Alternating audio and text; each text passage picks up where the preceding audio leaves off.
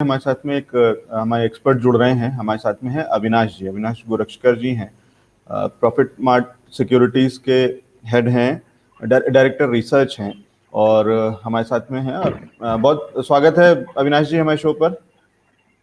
हाँ, good morning Lovejeet. Good morning sir. Sir, सबसे पहले तो बाजार पर आपकी राय। पिछले कुछ दिनों के अंदर में 3 बार हम इस तरीके के छोटा छोटा डिप देख चुके हैं और लेकिन फिर रिकवरी भी देख चुके हैं। ओवरऑल व्यू कैसा है? नहीं, मुझे लग रहा है कि ओवरऑल व्यू पॉजिटिव है। इसकी वजह एक तो नतीजों का सीजन अभी खत्म हो रहा है। अभी लोग ग्लोबल मार्केट्स और मैक्रो डेवलपमेंट्स को देखेंगे। एक दो अच्छी खबर जो कल आई है वो ये है कि गवर्नमेंट के डायरेक्ट टैक्स कलेक्शन बहुत ही बढ़िया तरीके से बढ़े हैं, तो ये एक बहुत अच्छा संकेत है। दूसरी बात, कोविड के केसेस अभी काफी कम हो रहे हैं। अनुमान है कि अगस्त सितंबर तक नॉर्मल सी आएगी, तो ये डेफिनेटली मार्केट्स के लिए पॉजिटिव सेंटिमेंटल बूस्टर है। और कल रात को जो फेड की मीटिंग हुई, उन्होंने क्लियरली कहा है कि 2023 तक वो इंटरेस्ट रेट सॉफ्ट रखेंगे। उसके बाद दो रेट हाइक्स आने की उम्मीद है। तो at least in the near term interest rate hike की जो बातें चल रही थी वो अभी नहीं है। मेरे ख्याल से अभी काफी समय है जब तक लो इंटरेस्ट रेट्स प्रिवेल करेंगे। और ये मेरे ख्याल से इमर्जिंग मार्केट्स के लिए भी अच्छा है, क्योंकि काफी हद तक लिक्विडिटी इंडिया में आएगी। और मोस्ट इम्पोर्टेंटली मुझे लग रहा है कि जिस प्रकार से वैक्सीनेशन हो रहा है, वैक्सीनेशन में भी अच्छी खासी मोमेंटम है। तो ये सब देखते हुए मुझे लग रहा है कि थोड़ी सी मामूली जो अभी करेक्शन मार्केट्स में हम देख रहे हैं वो एक थोड़ा सा प्रॉफिट बुकिंग है।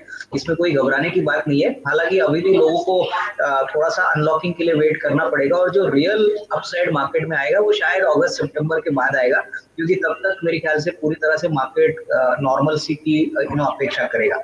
तो गिने चुने सेक्टर्स और गिने चुने कंपनीज पे अभी भी मौके हैं।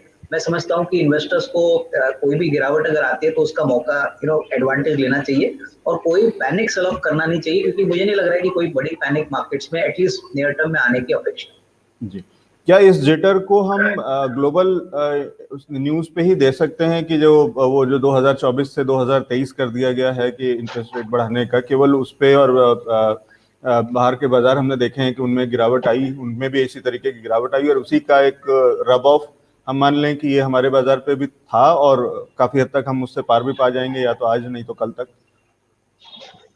नहीं, बिल्कुल। देखिए लवजीत, अल्टीमेटली इंटरेस्ट रेट्स को कभी ना कभी तो बढ़ना है। ये ऐसा हो नहीं सकता कि हम लाइफ लॉन्ग लो इंटरेस्ट रेट्स के साथ रहे। आई मीन, इन्फ्लेशन एक ऐसा वेरिएबल होता है, अगर इन्फ्लेशन बढ़ता है तो ऑब्वियसली इंटरेस्ट रेट्स बढ़ने की कोशिश करते हैं। और मुझे लग रहा है कि मार्केट्स में ये अनुमान था कि शायद 23 नहीं बट 24 से इंटरेस्ट रेट्स बढ़ेंगे। तो फेड का जो फोरकास्ट आया है वो शायद थोड़ा सा लोगों के लिए डिसअपॉइंटिंग है, लेकिन मेरा ऐसा मानना है कि अभी भी काफी समय है मार्केट्स को इजी लिक्विडिटी पैसा एंजॉय करने के लिए।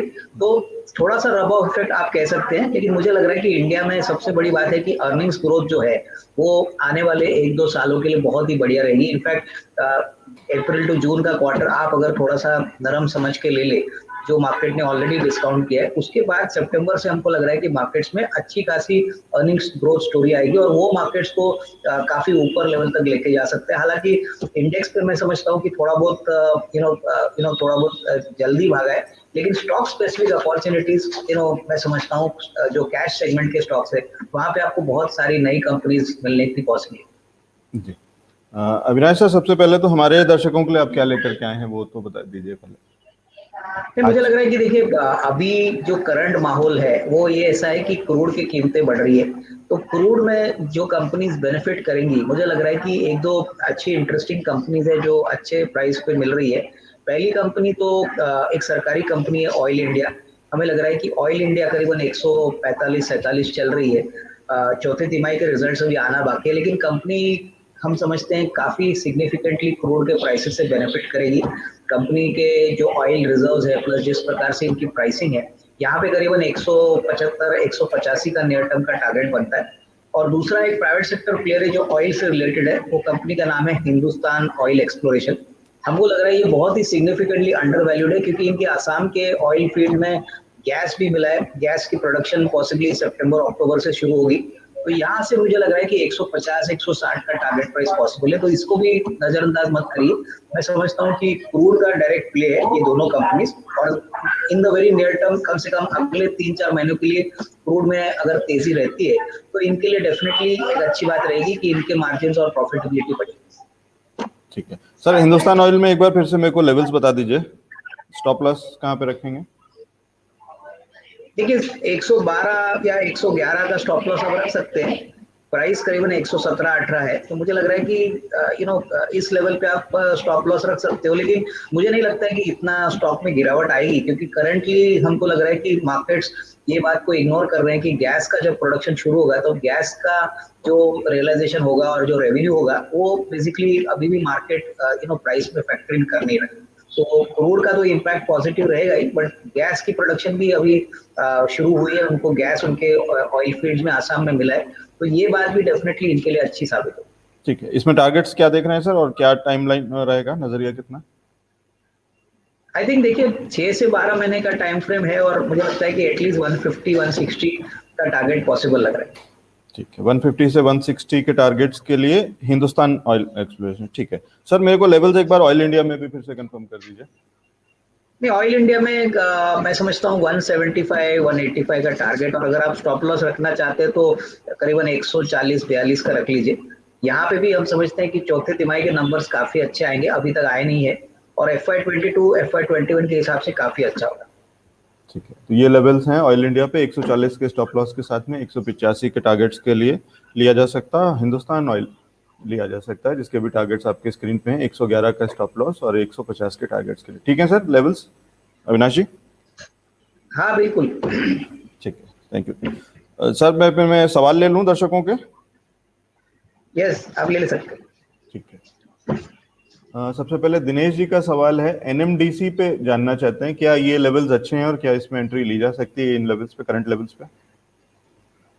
मेरे ख्याल से देखिए एनएमडीसी में डेफिनेटली लॉन्ग टर्म आउटलुक तो अच्छा है, लेकिन जिस प्रकार से अभी चाइना ने कल ही अनाउंस किया है कि आयरन ओर से लेके दूसरे मेटल्स में वो थोड़ा बहुत अपने खुद के रिजर्व्स यूज करेंगे, तो हो सकता है कि आने वाले कम से कम 3-4 महीने में जो एनएमडीसी के शेयर प्राइस में हमने बहुत बड़ी तेजी देखी है उसमें थोड़ा सा कंसोलिडेशन देखने को मिलेगा। हालांकि ग्लोबली अभी भी जो मेटल का आउटलुक है वो काफी पॉजिटिव है, लेकिन चाइना का अगर ये रवैया थोड़ा सा और स्ट्रिक्ट होता है तो काफी हद तक मेटल कंपनीज में थोड़ी बहुत जो ट्रैक्शन है वो थोड़ी सी स्लो डाउन होगी। तो इनका अगर नजरिया थोड़ा सा लॉन्ग टर्म है तो मैं समझता हूँ कि थोड़ा सा रुकिए, थोड़ा सा प्राइस को नीचे आने दीजिए, उसके बाद एक अच्छा रिस्क रिवॉर्ड बन सकता है। अभी करंट लेवल्स पे ये ऐसे माहौल में जब चाइना ने कहा है कि ये थोड़ा सा रिस्ट्रिक्शंस करेंगे ग्लोबल प्राइसेस को ऊपर जाने का, तो मुझे लग रहा है कि थोड़ा सा होल्ड करने की राय है। ठीक है, अभी रुक करके लें। अविनाश जी की राय है कि अभी इसमें और अच्छे लेवल्स मिल सकते हैं, अभी रिस्क रिवॉर्ड रेशियो उतना फेवरेबल नहीं है। सर राजेश जी का एक सवाल है एनटीपीसी पे। एनटीपीसी अगेन जनरेशन कंपनी है और मैं समझता हूं कि अगर आप एनटीपीसी का परफॉर्मेंस टाटा पावर से देखेंगे तो काफी सिग्निफिकेंटली अंडर परफॉर्म कर चुका है। तो अगर इनका नजरिया कम से कम 1.5-2 साल का है तो ही इसमें निवेश करिए, क्योंकि ज्यादातर हमने देखा है कि इस कंपनी ने शेयर होल्डर्स को बहुत अच्छी तरह से रिवॉर्ड नहीं किया। पिछले 5 साल में कोई शेयर कहीं नहीं गया, तो इनका अगर नजरिया थोड़ा लंबा है तो डेफिनेटली अट्रैक्टिव है। पर शॉर्ट टर्म में अगर ये समझते हैं कि इसमें बहुत जोर का मोमेंटम आएगा तो वो शायद नहीं होगा। तो लॉन्गर टर्म के लिए डेफिनेटली करंट लेवल्स भी ठीक है इनको अगर एक्यूमुलेट करना है। तो इनका पूरा सवाल ये है कि एनटीपीसी में इनके बाय प्राइस है 88 रुपए का और करीब 15 साल से कह रहे हैं कि मैं होल्ड कर रहा हूँ, क्या करना चाहिए? नहीं, वही मैं कह रहा था ना लवजीत, ये स्टॉक 10-15 सालों से इन्होंने कुछ भी नहीं दिया है, तो उसके मुकाबले में अगर आप टाटा पावर देखोगे तो टाटा पावर ने बहुत अच्छे रिटर्न शेयर होल्डर को दिए। तो मेरा तो मानना है कि अगर इनको अच्छे रिटर्न चाहिए तो एनटीपीसी में थोड़ा सा पैसा निकाल के ये टाटा पावर भी ले सकते हैं। मुझे लग रहा है कि टाटा पावर में अच्छी तेजी अभी भी आ सकती है, लेकिन क्लियरली थोड़ा सा एग्रेसिव होना पड़ेगा इनको। सरकारी कंपनी में इतना अपसाइड पिछले 10 साल में इनको नहीं मिला है, तो Tata power will be a better choice अगर इनका थोड़ा रिस्क एपिटाइट ज्यादा है। ठीक है, तो राजेश जी ये आपके लिए राय है कि आप थोड़ा सा इसमें प्रॉफिट बुक कर लें, आप प्रॉफिट में हैं ही, और उसके बाद कुछ पैसा शिफ्ट कर दें टाटा पावर में, तो उस तरीके से पावर सेक्टर में ही एक बेहतर शेयर आपको मिल जाएगा। ठीक है sir, short term view Marico पे एसीपी है 420 का। नहीं, बढ़िया है। देखिए मैं शॉर्ट टर्म में तो एक्सपर्ट नहीं हूँ, बट मैं इतना ही कहूंगा कि स्टॉक 400 रुपए के आसपास कंसोलिडेट होगा और कंपनी जिस प्रकार से नए प्रोडक्ट्स लॉन्च कर रही है, हमको लग रहा है कि आने वाला साल 1.5 साल कंपनी के लिए काफी बेहतरीन रहेगा। सबसे बड़ी बात, कंपनी का अच्छा रूरल और अर्बन कस्टमर बेस है। कंपनी ने कोविड में भी काफी अच्छा परफॉर्मेंस दिखाया। तो अगर मान लीजिए कि मानसून अच्छे होते हैं, रॉ मटेरियल के प्राइसेस यानी कोपरा के जो प्राइसेस है वो ठीक ठाक रहते हैं, तो यहाँ पे 470 475 का टारगेट अगले 6-8 महीने में पॉसिबल लग रहा है। विद इन एफएमसीजी पैक मुझे लग रहा है काफी बेहतरीन कंपनी। सो 575 कह रहे होंगे आप शायद मेरे ख्याल से, 517 के आसपास ऑलरेडी चल रहा है।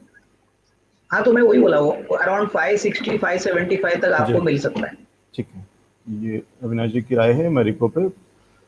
ठीक है सर, दीपक मल्होत्रा जी का सवाल है जस्ट डायल पे, कह रहे हैं करंट प्राइस मार्केट प्राइस पे इन्होंने लिया हुआ है या मतलब ऑलमोस्ट उसी प्राइस की इनकी एंट्री लेवल है, क्या करना चाहिए जस्ट डायल? देखिए, जस्ट डायल में तो दो बातें हैं। इन्होंने काफी पैसा अभी एक B2B बिजनेस में लगाया है, जेडी मार्ट, जो बेसिकली इंडिया मार्ट को कंपटीशन देता है, और अभी ये बिजनेस बहुत छोटा है। मार्केट्स ये अनुमान लगा रही है कि अगले 2-3 साल में ये इंडिया मार्ट जितना ही बड़ा होगा। तो इनका अगर आउटलुक लॉन्ग टर्म है तो ही इसमें रही है, क्योंकि जो कोर बिजनेस है इनका, जो बेसिकली हम जस्ट डायल के जो कस्टमर्स है वहां पे ग्रोथ नंबर्स ज्यादा अहमियत नहीं रखते। इनके लिए सबसे बड़ी बात है कि ये कंप्लीटली कर्जा मुक्त है, कंपनी के पास काफी 550-600 करोड़ की कैश है। तो ये जेडी मार्ट अगर चल जाता है अगले 1.5-2 सालों में और बिजनेस स्टेबलाइज होता है तो इनके लिए बहुत अपसाइड होगा। बट शॉर्ट टर्म में मुझे नहीं लग रहा है कोई बड़ी अपसाइड आएगी। लॉन्गर टर्म में मैं समझता हूँ अगर 1.5-2 साल का इनका नजरिया है तो ही वो पैसा बना सकते हैं। सर, एक किटी मल्होत्रा जी का सवाल है, पूछ रही हैं कि एनआरबी बेयरिंग्स को क्या करंट प्राइस पे खरीदा जा सकता है? एनआरबी बेयरिंग्स एक छोटी बेयरिंग कंपनी है और ऑटो सेक्टर में जिस प्रकार से तेजी आई है तो इसको भी फायदा होगा। मेरे ख्याल से इनका कस्टमर बेस ज्यादातर टू व्हीलर और बेसिकली 1-2 पैसेंजर कार वाली कंपनियां हैं। बट डेफिनेटली अगर इनका नजरिया थोड़ा सा लंबा है, अगर साल भर का नजरिया है, तो इसमें अच्छा खासा अपसाइड मिलेगा। छोटी कंपनी है लेकिन डेफिनेटली जिस प्रकार से ऑटो में तेजी दिख रही है, बेयरिंग कंपनीज गिने चुने हैं जैसे कि एसकेएफ है, आपका ये एनआरबी है। मैं समझता हूँ कि अगर इनको रियल पैसा बनाना है तो मेरे ख्याल से बड़े प्लेयर जैसे एसकेएफ में भी थोड़ा पैसा डाले, क्योंकि वहां पे जो प्रॉफिट पूल है वो काफी सिग्निफिकेंटली बड़ा है। एनआरबी कंपैरेटिवली बहुत छोटा प्लेयर है।